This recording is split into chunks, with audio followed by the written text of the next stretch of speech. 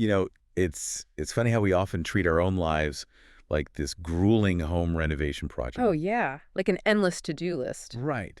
You walk into a room, or I guess in this case, you look in the mirror, Yeah. and all you see is what's broken. The plumbing is leaking, the paint is The peeling. foundation is totally cracked. Exactly. And you walk around with this mental clipboard, just aggressively tallying up everything that needs fixing before the house is finally going to be, acceptable. Yeah, we really do that.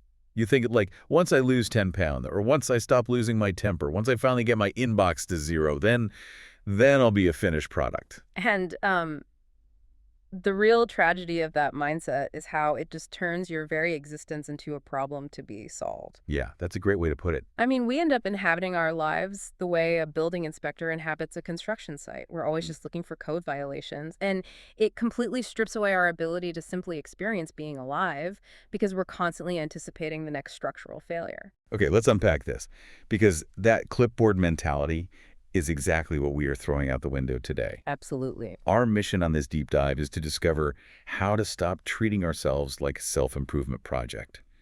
We're pulling from some incredible source material today, specifically chapters 8, 9, and 10 of Tara Brach's profound work on radical acceptance. It's such a rich text, especially the parts on the wing of compassion. It really is. So we're going to explore how to trust our inherent goodness and, crucially, how to extend that grace out to a world that desperately needs it. We're taking these huge concepts and applying them directly to, your everyday frustrations, your complex relationships, and even your road rage. That practical application is, well, it's where the real work happens because so many of you listening are probably already familiar with mindfulness. It's everywhere now, right? Oh yeah, it's a huge buzzword. Right. It's this practice of observing your thoughts and actions clearly without getting swept away by them. But we really need to look at the underlying mechanics of our most difficult emotions. Because clear seeing on its own is actually a massive hazard if it's not paired with something else. Wait, a hazard. Ah, Because right. mindfulness is usually presented as this, ultimate cure-all. No, but Tara Brach argues that radical acceptance actually requires two wings to fly. If mindfulness, clear seeing, is one wing of the bird, compassion has to be the other. Without compassion, mindfulness isn't just ineffective, it can actually do damage. Oh, wow. Yeah, it becomes a weapon. Because when you develop the skill of observing your mind, you become acutely, uncomfortably aware of your flaws. That makes sense. You start noticing every spark of anger, every petty judgment. Exactly. And if you only have that wing of clear seeing, but you lack the tender heart of compassion, that awareness just turns into a high-definition lens for your inner critic. You see your faults with perfect clarity, and then you just use that clarity to ruthlessly punish yourself. I mean, it's like having a massively powerful spotlight, but absolutely no heater. Oh, that's a great analogy. Right, like you can see with crystal clarity that you are freezing to death, but you're still completely cold. You're just observing your own misery with fantastic lighting. That spotlight analogy hits the nail on the head neurologically, too. Because when we use purely analytical mindfulness, we're engaging our prefrontal cortex to observe ourselves. But without compassion, we aren't activating the emotional regulation centers of the brain. So we just stay stuck in a threat response. So how do we actually give ourselves that warmth without it feeling, I don't know, silly or self-indulgent? Well, take the case of a meditation student from the book named Daniel. He was the classic example of the spotlight without the heater. He'd sit down on his cushion to meditate, seeking peace, but instead his brain would just relentlessly audit him. Ugh, the mental clipboard again. Exactly. Yeah. He criticized his posture, his wandering mind, and he was especially brutal about the fact that his chest felt like a cold stone. He just couldn't force himself to feel loving or peaceful. And his inner critic was incredibly vicious, right? Yeah. Like he was replaying old tapes of his mother calling him a lazy bum. Yeah, and his internal response was to mentally scream at her and then immediately turn around and scream at himself for being so angry in the middle of a meditation session. It's a miserable loop. So what broke the loop? Because I read that he actually found a physical shortcut that bypassed his brain entirely. He did, yeah. His teacher noticed his struggle and asked him to locate where the tension physically lived in his body. Daniel pointed to his tight, heavy chest, so she instructed him to physically place his hand over his heart and gently whisper to himself, "I care about this suffering." Which, I mean, sounds overly simplistic on the surface, but for Daniel, it was completely revolutionary. He actually broke down sobbing. It melted the self-criticism almost instantly. Right, he suddenly became both the holder and the held. Mm-hmm. And the crazy thing is, That isn't just a psychological trick. Placing a warm hand over your heart physically stimulates the vagus nerve. Yes, exactly. It prompts your brain to release oxytocin, the bonding hormone, and signals your parasympathetic nervous system to stand down. So when Daniel was criticizing himself, his body felt like he was under literal attack. But by offering physical comfort, he bypassed that cognitive loop of self-hatred and spoke directly to his nervous system. He was basically telling his body, you are safe. It's a practice of pivoting from self-judgment to self-care in those micro moments. So for you listening, think about your own inner critic for a second. When you make a mistake at work or you snap at a friend because you're stressed, do you grab that high-definition spotlight to dissect what you did wrong?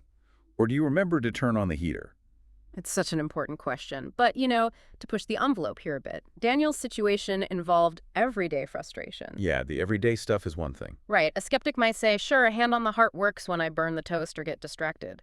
But the much harder question is, how does this apply when the pain is just simply too big to hold on our own? What happens when we feel we've done something truly unforgivable? That is exactly where my mind goes.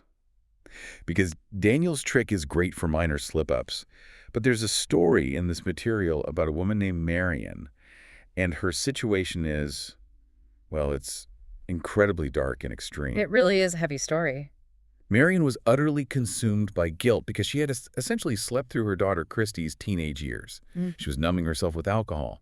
And during those years, Christy was being repeatedly abused by Marion's second husband. Just devastating. And when Christy grew up and finally confronted her mother screaming, "I hate you," Marion just shattered. She felt completely unworthy of living, let alone unworthy of compassion.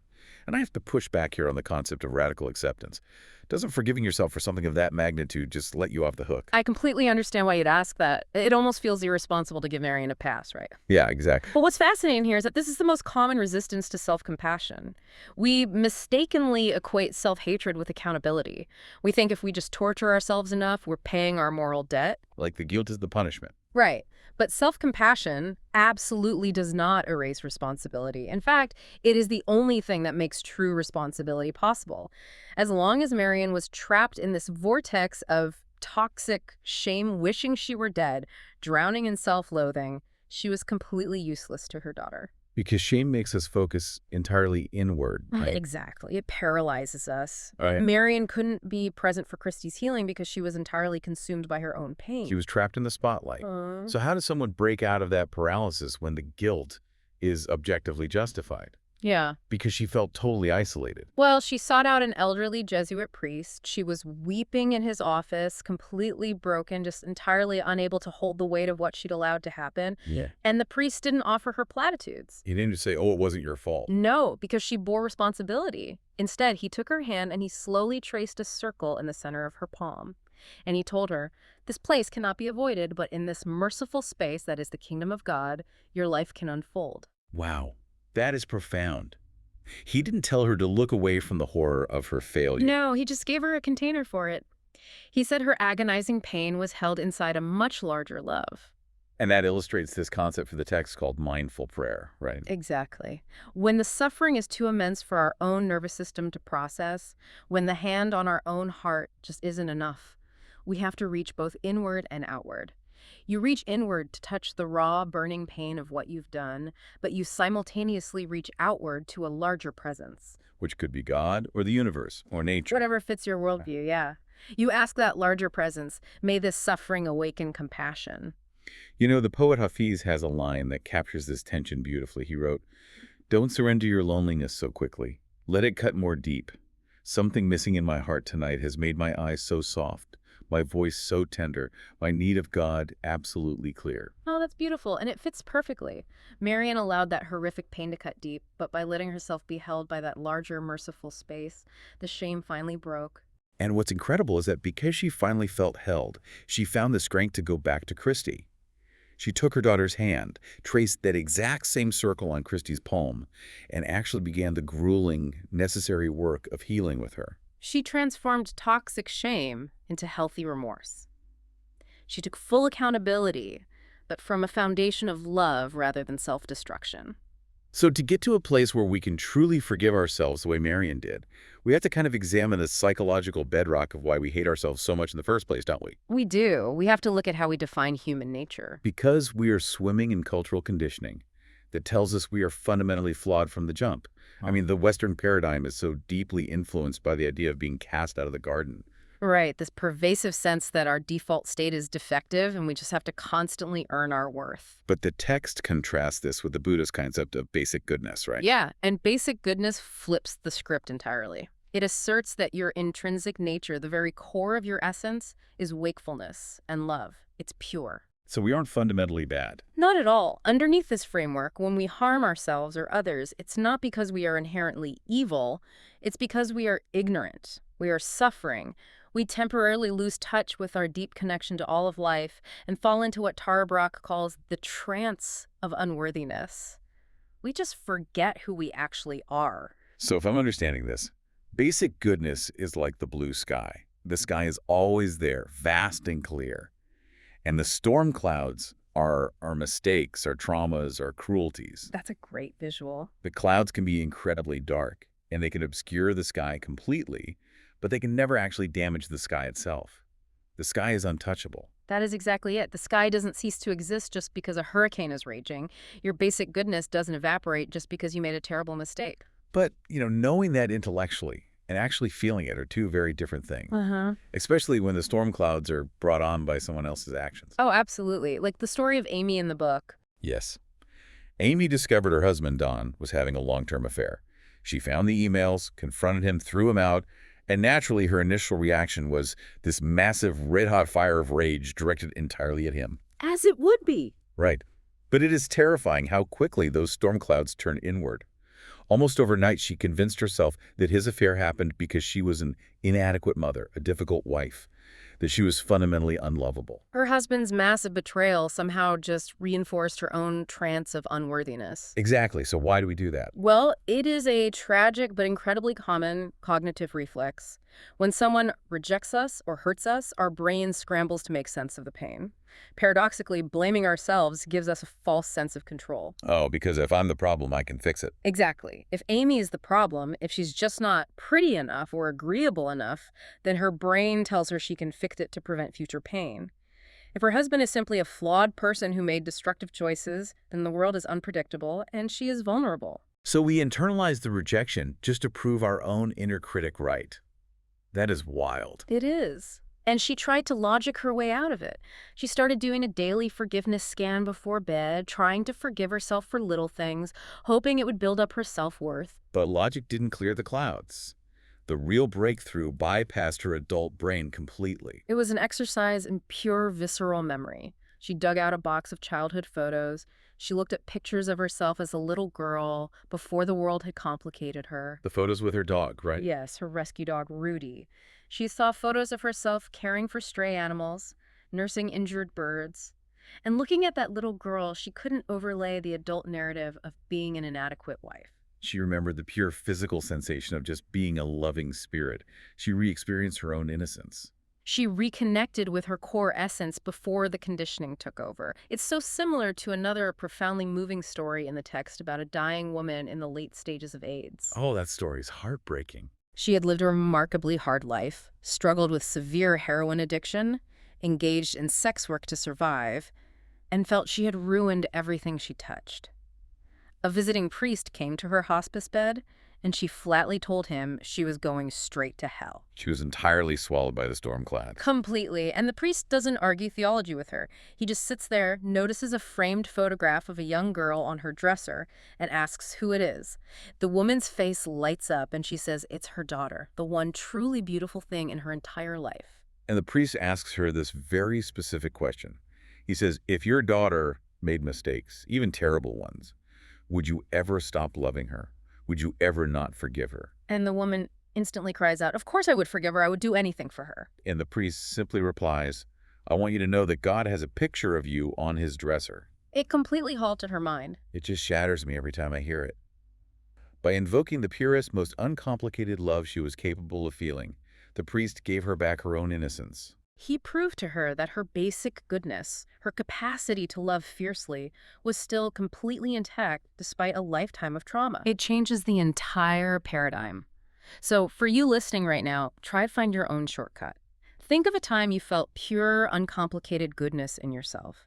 Maybe it's a memory with a childhood pet or a moment you felt total awe looking at the ocean. How can you use that memory to bypass your own feelings of unworthiness the next time the inner critic gets loud? Because once you deeply recognize the blue sky within yourself, you arrive at the most difficult stage of this work. Oh, right. Taking it outward. Exactly.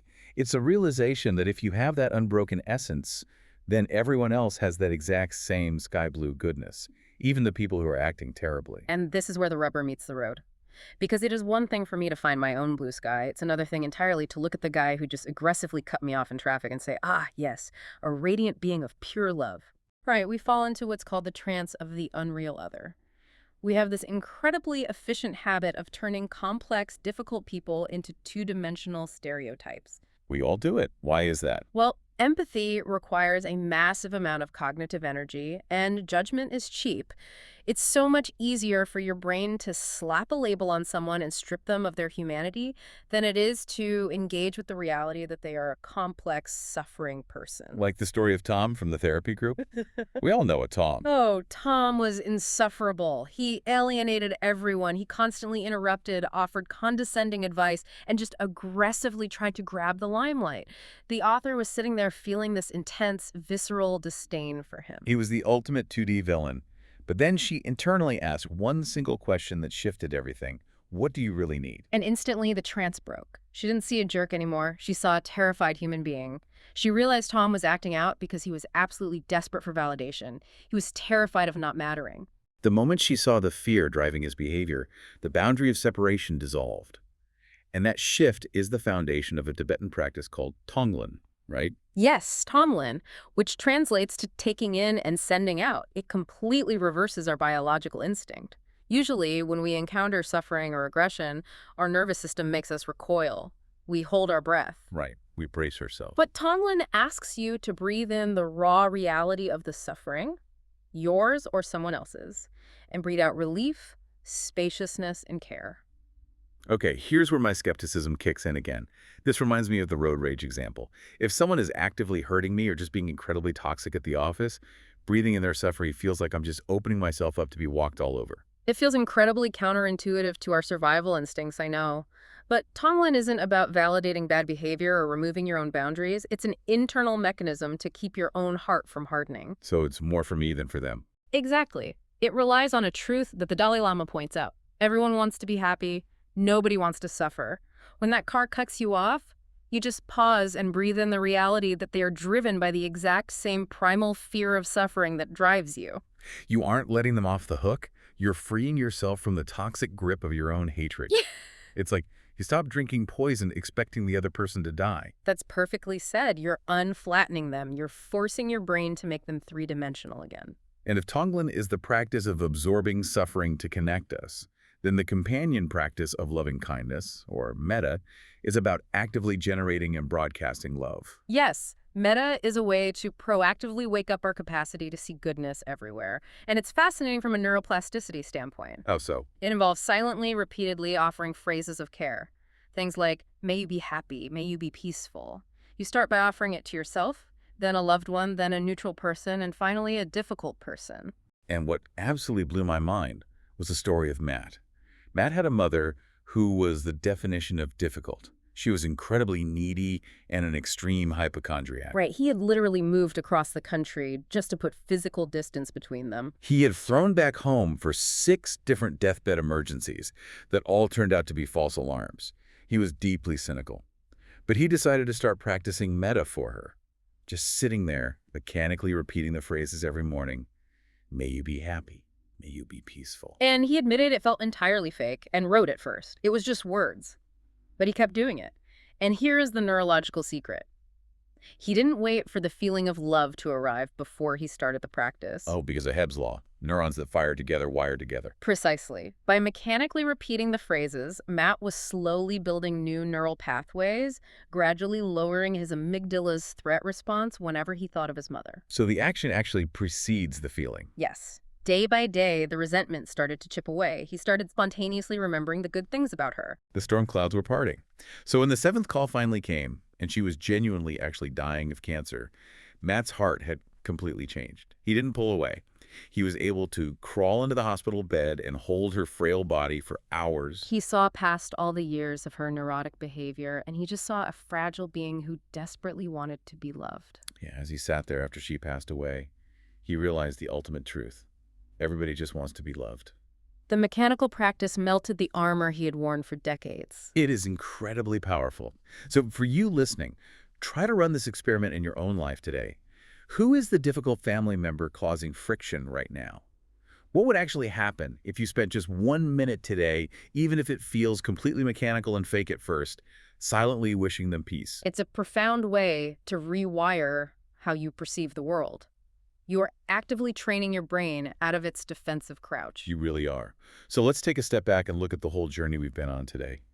We started by learning that mindfulness without a heater is just a cold spotlight. Right, we have to learn to physically hold our own pain with a tender heart. Exactly. We broke down the toxic nature of shame and discovered our own unbreakable basic goodness, that blue sky that survives every storm. And finally, we learned the mechanics of breathing in the world's suffering through Tonglen and proactively wiring our brains for love through metta. We charted a path from treating ourselves as a structurally flawed renovation project to recognizing the radiant, shared awareness that connects us all. We stopped desperately trying to fix the house, and we finally just moved in. I love that. And to leave you with one final provocative thought to chew on, there's a brilliant concept from the poet T.S. Eliot. He wrote that at every meeting, we are meeting a stranger. Because human beings are constantly, imperceptibly changing every single moment. Right. The person who hurt you yesterday is biologically and psychologically not the exact same person today. And crucially, you are not the exact same person you were an hour ago.